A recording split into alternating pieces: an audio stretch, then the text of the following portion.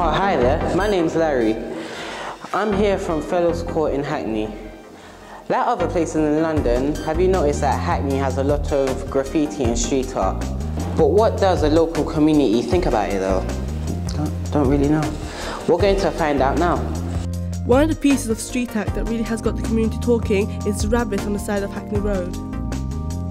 The council wanted to paint over it, but the people weren't happy. It was a popular piece of art, but we didn't realise quite how popular it is. There was an article in The Guardian, and after that I got into work, and my inbox was full of people saying, how can I help? Lawyers writing, every local residents, just hundreds of people saying, how can I help? And then a petition was set up, 3,000 people saying that. There was a big Twitter campaign. It's been absolutely amazing and brilliant. I've seen the rabbit. I think the rabbit is okay. Like, they could have toned it down a bit, because it might set a bad example for young ones. The meeting is the first meeting of the Wild Hackney campaign, and the Wild Hackney campaign is building on the success of the Save the Hackney Rabbit campaign, which was to keep the rabbit that was painted by Roa on the side of the Premises Studios. The Premises Studios were lucky in saving their rabbit, but they feel that the same thing could happen to someone else.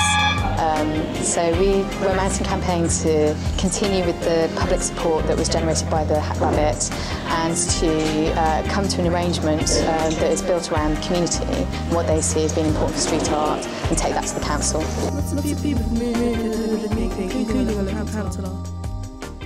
I'm Councillor Ian Rathbone, and I am also the Secretary of the Friends of Hackney Peace Murals. Graffiti is any informal or illegal marks, drawings or paintings that have been deliberately made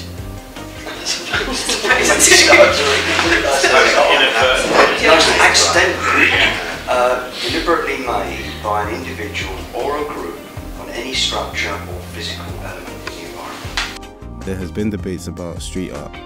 Is it vandalism or inspirational? It depends, because on the one hand, street hand is an inspirational thing. You can get your name across. Tagging is, yeah, they're similar, but they're not the same. One of them is vandalism, and you could get arrested for it and prosecuted. It depends on where it's portrayed. Like, if it's on an abandoned building or like in the area, then yeah, it's good. But if it's like on an important building or like cars that's being used, then no. I don't like tagging, but I understand what tagging is about, and I think it's also that's about antisocial behaviour, social problems and so on. It's people basically saying, recognise us, and we're not being recognised. But I know for some people it actually is a kind of an art form that they're doing. It's an expression of themselves. But unfortunately we do have to draw a line, I think, you know, that they're going tagging all over the place when, you know, with a little bit of agreement, they can still tag, but they just tag in places which don't offend everybody in the community. So the difference between the two, I suppose, is how offensive something might be to the community, not to council officers or anybody else, but the community who live there, because it's their environment and they should be allowed to decide what they want to see in their environment. Well, my views are that we have an incredible array of street art in Hackney, which we really should be very proud of, and it's a real asset, and I don't think there's anywhere quite like Hackney for that, and we're really, really lucky to have that. So it's about looking after it and recognising the value of it. So I personally, I love street art, and I think it's a real expression of people's love for their local environment. They feel that they want to paint it, and they want to paint beautiful images on it. I just think there's no better way of expressing your love for the urban environment, so I'm all for it. I think it's a type of art, because art is basically you portraying what you feel, and graffiti is portraying what you feel. But instead of drawing, you're spray painting.